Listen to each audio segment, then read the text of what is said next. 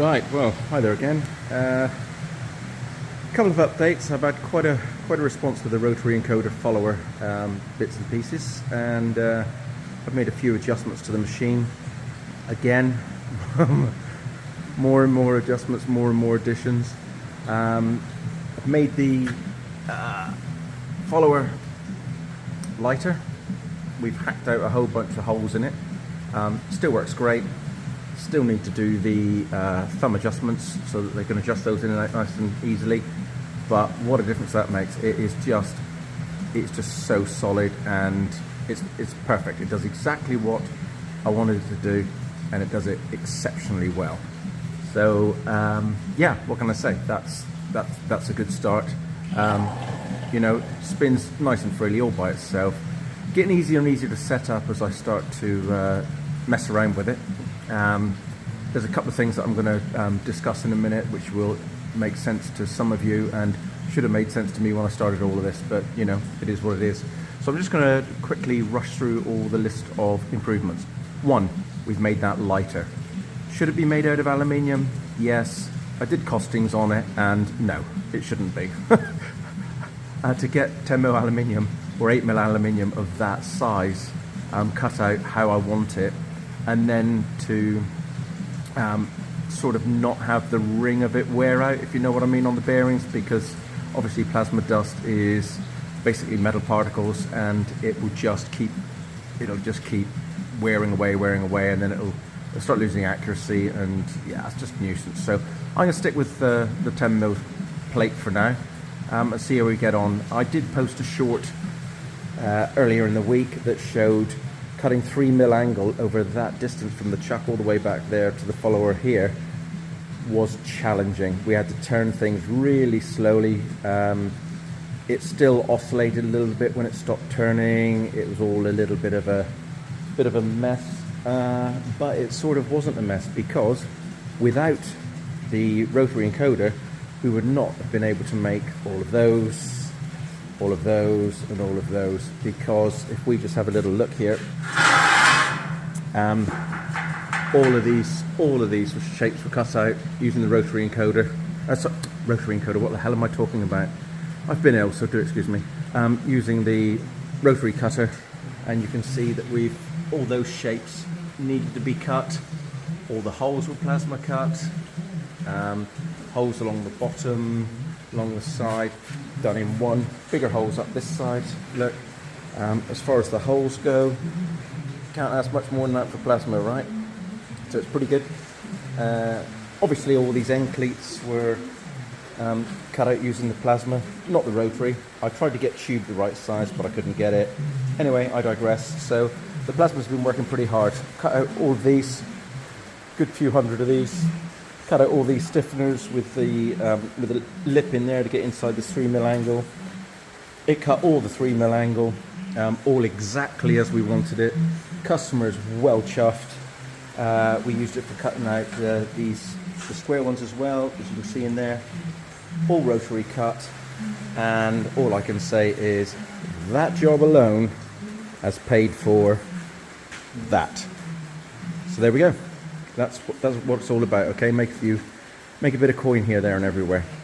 For the safety conscious members of our viewership, the other update is that. Now, most of you will go, "Oh, he's actually done anti-collision." Yeah, I have, but I had to start again. It was a bit of a ball ache, to be fair, but it works. So you can see light on means it's connecting there. Now, I had to use a little bit of, shall we say, Bob Broomfield messing around and ingenuity with this. I've cut the tops of these because they were ugly, so I've machined those back. And if we pull the torch off, like that, okay, we've got a magnet. Oh, there's our magnet. And that is countersunk holes that sit on dome screws. And if you wind those dome screws out enough, they sit really comfortably in those. Oh, it was sweet. When I realised it, I thought, yep, that's definitely the way to do it. So let's stick it back on there. Okay, and it locates straight away, no problem at all. The light's back on. Tested it, it works perfectly. Crash the torch, machine stops, arc stops, everything. There is a little I don't know whether it's called a glitch. I'm sure it's something that Lucas might be able to look at some point. Is that with the torch off, so when that light is out, you can still fire the plasma. Now, I don't know that that's right. I'll just demonstrate in case it's something that anybody can help me with here. If I grab the keyboard,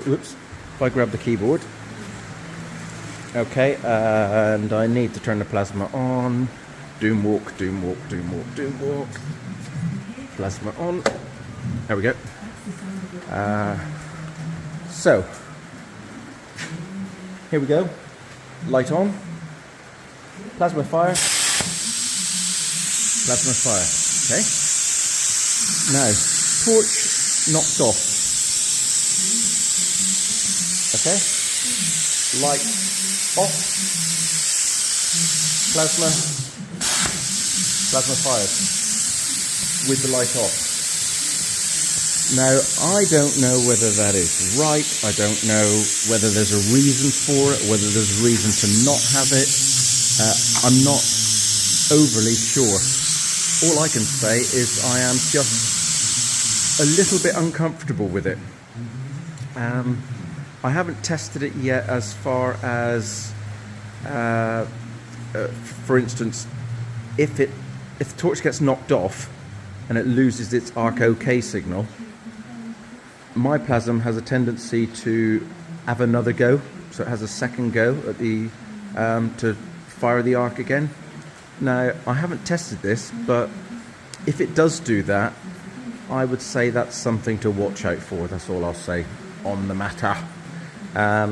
Because in my mind, I think this should effectively be pretty much an e-stop, and it's not. All it's acting like is a I don't know whether you guys have experienced it with the limit switches with this, but if you go past the limit switch, say for instance you just race past it, everything comes back alive again, even though you're wrong side of the limit switches. So, or as far as proximity switches are concerned, shall I say. So yeah, I'm not too sure whether it's a simple fix, whether it should be fixed at all, or what the score is with it. In my mind, that the collision, I think, should be closer to an e-stop than a past limit switch. That's all I can sort of say. I don't like the fact that you can still fire the torch when the torch is off the machine, but maybe that's just me. Anyway, that aside, so you can see we've slotted these. If we want to put an angle on the torch, we can put an angle on the torch. Never happened, but it does help for us to true it up anyway. So we put it on and we gave ourselves quite a range of motion there, 10, 15 degrees or whatever. Might be ideal for prepping something, I don't know. But it's there in case we need it. Go big or go home, right? The other thing that somebody may point out is that if we've got the anti-collision here, what if the torch goes that way? Well, we have actually thought of that, because we've put on the bracket a small brake tab. Yeah, so that if it does knock this out or knock it towards us, that's going to bend a little bit. We can easily cut out, well, in fact I've got 5 or 6 of these anyway, but we can easily cut out another one of those. But generally the torch falls before this moves, and we have tried crashing the machine. We've crashed it left, we've crashed it right, we've crashed it forward, we've crashed it backwards, we've crashed it up, and we've crashed it down. And it all worked fine until we decided to crash down, and then I had to machine a tiny little chamfer on there. Let's get in. See that little chamfer? So then it rides up over that button screw. Yeah. And then comes off. Yeah, when that was square, it didn't happen. It just, the motor stalled and it all went into you know, error, and it got a bit messy. So yeah, no, it does work. And like I say, as far as movement is concerned, it's fine. I haven't got a huge amount of time on this video, I'm afraid. There's a lot to do, and it's really poor weather, and I'm trying to do some modifications to my house, so I need to crack on and get that done. But you know, happy wife, happy life, and all that business. But I thought I'd just show you these modifications. There is another thing that is very interesting that I didn't realize was built into my Plasm, so big ups to Lucas for this, is double-ended limit switches. So we've got a limit switch that stops the y-axis from going here. It's a homing switch, okay? Little thing sits, you can just see it, sits under that little cover there. Yeah, and that's my little homing switch. By the way, quickly, see that bluey green tinge, like ocean blue? Die Power, thank you very much. You are a god. He sent me some additive for the water table. It works a treat, and I just need to get a hold of him and give him a huge thanks. All the way up the table, it's lovely dark green. Smells a bit peculiar, but then again, I've known plenty of women that smells a bit peculiar, but there we go. So yeah, Die Power, thank you very much. You're a saint, a gentleman, and a scholar. Appreciate it. Thanks very much. So back to the limit switches there. So that is homing for that way. Got to show you that light. That light's cool. Homing that way. What I've got the other end, or what the problem I had the other end, especially with the rotary setup now, was the risk of running the machine right off the end of here. So what we've done is we've put another limit switch on the back to stop it from, you can see it's nice shiny new, to stop it from flying off the end of the table, which it nearly did, and that would have caused absolute mayhem. So what I'm saying about what Lucas has done is that you can chain these limit switches together in the same input for the same end of the axis, or opposite ends of the same axis. So I think I may have got just an example of what the hell it is I'm talking about here. If we go, just bear with me a sec, I'm going to find it in his, here we go. So if we look here, yeah, these limit switches are wired into the same switch, and that's either end that you can see, X++, X-, so one end to the other.